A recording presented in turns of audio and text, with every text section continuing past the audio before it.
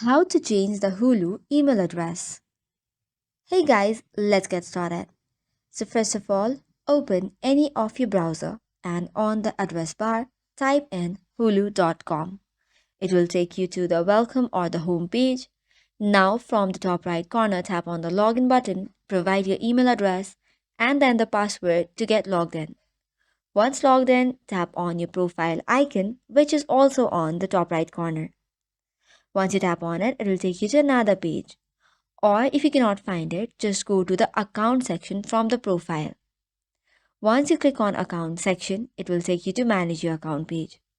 Now, if you want to change your email, tap on manage with My Disney.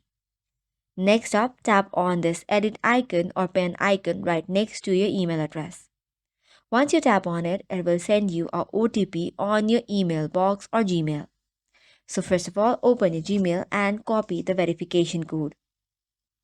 Once you have copied, paste it on this verification box and you'll land to another page. Now here, you can give your new email address that you want to set up and tap on save and continue. And this is how you can easily change Hulu's email address.